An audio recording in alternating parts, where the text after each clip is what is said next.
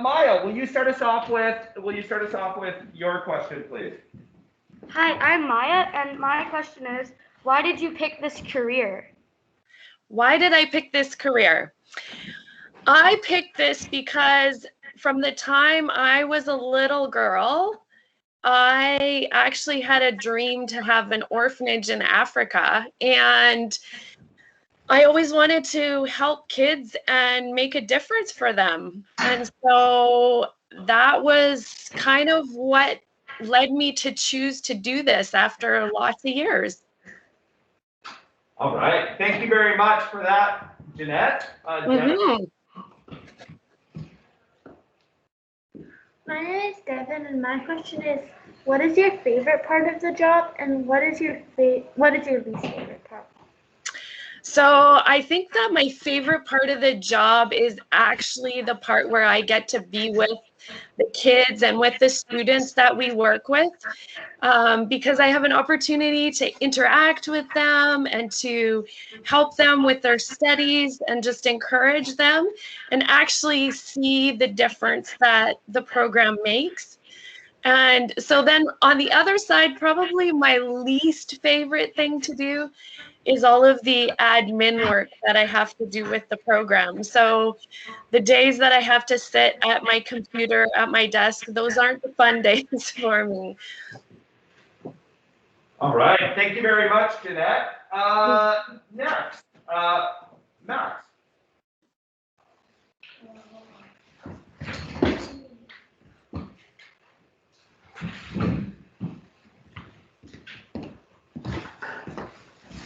What's the hardest part about your job? The hardest part about my job? I think sometimes the hardest part is that because I work in a cross-cultural setting, so because I'm not working in my own country, I don't speak the same language as they do. And so sometimes the hardest part for me is that I can't always communicate what I would like to communicate with them and help them in maybe the ways that I would like to. It's very difficult when you're in a context where if somebody's speaking a different language and you're trying to help them out and you can't always do that.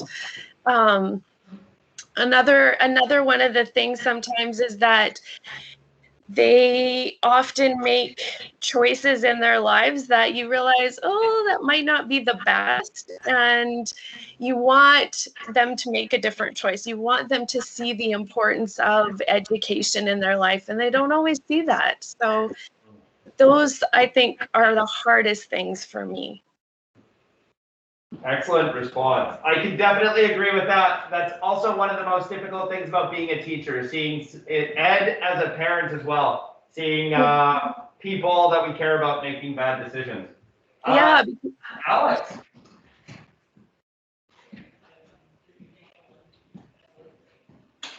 Hi, I'm Alex. What inspired you to help others in other countries? Okay. You know what? From the time that I was a really little girl, I was exposed to lots of different people that were doing missions work and were involved in other countries around the world and just helping people. And I think for me, that inspired me, just listening to their stories and seeing the difference that they were making in the world, in the different parts of the world where they were. And I thought, one day I want to do that. I think that would be really cool to be able to help others in a different country. And so I think probably just hearing other people was really the biggest inspiration for me to be doing what I'm doing today. The couple that actually started the organization I work for, I've known them since I was really young, and I always looked up to them and thought, oh, that's so cool what they're doing. And so, yeah, I was inspired by them to do what I'm doing today. Thank you, Janette. Yeah, on the next page there. So this next question is a pretty important question because it kind of relates to the task that these students are going to be doing. They're going to researching a issue and trying to get people to care about the issue. So they're going to have to try to be persuasive. And anyways, Elsie, go ahead, ask your question. Hi, my name is Elsie, and my question is, how do you raise support for your organization, and how do you get people to care? That is a really good question. Right now, how we normally raise support is that we travel to, because we're a Christian mission organization, we have a group of churches that support us regularly. And so a big way of how we do it is we travel to those churches that we already have a relationship with, and we share the need. So when I'm in Canada, I often do a lot of traveling and speaking and sharing about the program and about what's happening. And that's currently how I raise a lot of my support, or just in talking with people already, using existing relationships to be able to try to inspire people to come alongside. Getting people to care is something that can be difficult because everyone is busy with their own lives sometimes, and they think this doesn't really matter to me. But one of the things that I've found is that if you're passionate about what you're doing, and if you can show people the difference that it could make if they partner with you in whatever it is that you're doing, people like to do that. They like to get on board where they see they can make a tangible difference. And so if you are inspiring, if you're excited about what you're doing and you love it, or if you can convey that to people that you're talking with, it makes them a lot quicker to say, yeah, I want to be involved too. All right. Does that give you some ideas? Excellent answer. That's perfect for the project. So we all need to show passion in what it is that we're talking about. That's great. Yeah, and if you can show how it's maybe already making a difference, or how the potential that there is for it to really make a difference and have an impact. People want to make a difference with their life, and so they want to be involved with something that's making a difference. Hi, I'm Madison, and my question is, why did you decide to help with education in Mozambique?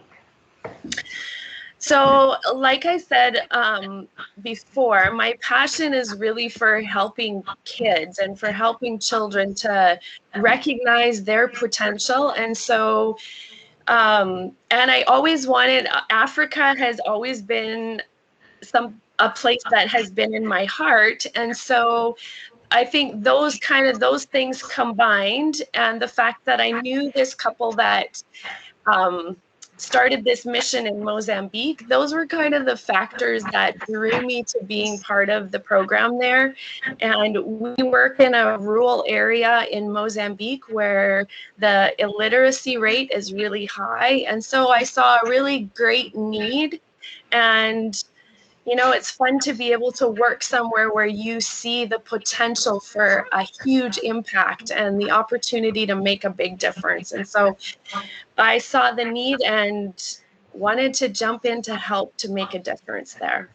Ooh, I really like that. Where there's a need, there's a huge potential for a big impact. I like that. I really like that. All right. Thank you very much, Joseph.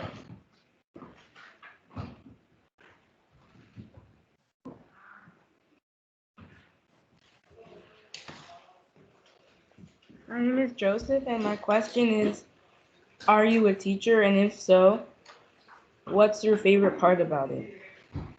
So the answer is I'm not actually a teacher. But I still have an opportunity to teach the kids. Like I say, faith is a big part of my life.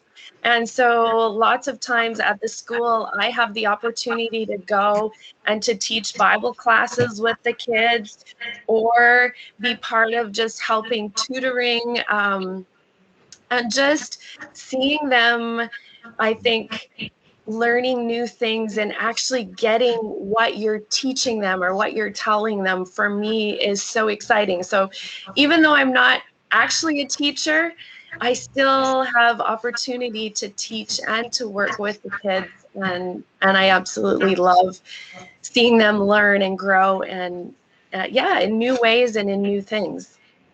All right, thank you very much. Olivia. Hello, my name is Olivia, and my question is, do kids get post-secondary education, or is it just secondary or stuff like that? Okay, so in Mozambique, it's a little bit different than it is in Canada, but they still do have post-secondary, and we do have, finally, after probably 18 years, the program that we started 24 years ago, so way back in 1997, and it took 18 years for us to actually have one student that's graduated from post-secondary education with some vocational training in mechanics, and so it was more like a technical program.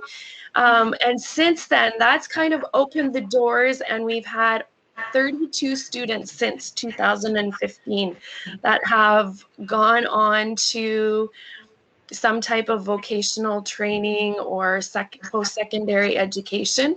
And that's been huge for us, because the area where we work in Mozambique, education isn't often valued because parents, they don't know how to read, and they just want their kids to work in the field so that they have food to eat.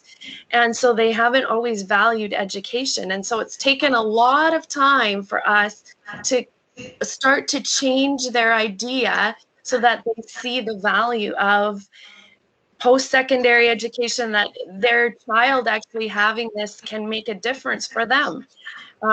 So yeah, so it's been exciting to see that. We actually had this may not seem really big to you, but we actually had our first girl graduated in 2019 with post-secondary training as a teacher, and is now teaching at our mission school in the bush. And so she was the very first girl in her whole community out of all these years to actually finish post-secondary education and not get married at like 14 or 15 like most of our girls do. All right, thank you very much. That actually concludes the questions that we have for you. If you have any questions for us, feel free to ask, but I just want to kind of summarize some of the big things, some of the big ideas that I heard. And if anybody else has some other big ideas that they heard that they would like to share, or any connections, please feel free. One thing that I just heard Janette say is that sometimes change takes time. It's not something that happens immediately. Sometimes I think we want to have quick results, even in our own learning, in our own lives, but oftentimes change takes dedication and perseverance. So knowing that even when you do try to make change, it might not happen right away, but you need to keep going on. I think that's really good. Janette mentioned the need for passion, how it's important that we have passion for the things that we want, for the needs that we've identified, and in those things that we want to change. Yes, Olivia? I come up with another question. Yep. My other question was that. Do you want to come up and ask? My question is, I know you're like a Christian charity organization. What if the kids in Mozambique aren't religious? You know what? Actually, most of the kids in our program, when they come, they aren't religious. They don't go to any church, or they don't, but that doesn't limit them from being part of our program and from coming and receiving the same benefits as all the other kids. So we open it up for them all to be part of it, because we want to make a difference in the lives of all of the kids, not just the ones that maybe go to church or their parents do. And it also enables us to have a greater impact, because we can share things about faith and that God has a plan for their lives and some of those things as well. That's fantastic. Thanks, Janette. Does anybody else have any questions that they would like to ask Janette? No? All right. One other thing that you mentioned, or one other big idea that came out of this, and I've already said it once, but the idea that where there is need, there's huge potential for impact and for change. And I really want all of you, as we go into this research project, to consider that the greater the need, the higher the impact may be if we take action. So that's a good thing to consider. Anyways, thank you very much, Janette. You're welcome. Really, really appreciate your willingness to talk to my students. And my dream is that maybe that there's even one student in this class like you when you were a young age and hearing about other people's experience. I hope that there's maybe even one student in this class that's maybe slightly more inspired to take action and go help out overseas as a result of hearing your story. So thank you so much for coming. That's awesome. Can I just say one more thing and to encourage them? I think maybe sometimes when you're young, you think, oh, I can't do anything or I can't make a difference. But I want you to know that you can make a difference, and every small little, maybe it's just some little thing that you think of that, oh, I could do this and that could, those little things have an impact and can make a difference and change the world. And you'll have to get your teacher there, Mr. Brad, to read you the story of the star thrower, or maybe tell you about it. And just, to be inspired that you can make a difference in the world. Oh, that's excellent words to finish with, Janette. Really appreciate your time. Thank you for meeting with us, and I hope you have a wonderful day back in Edmonton. Thank you. I'm happy to be a part of it, and you guys have a great day. And I look forward to seeing some of the projects maybe that you come up with. Yeah, for sure. Grade sixes, can we just give Janette a quick round of applause for talking to us? Thank you very much. Have a great day. For your great work. Bye-bye, Janette. All right. Bye.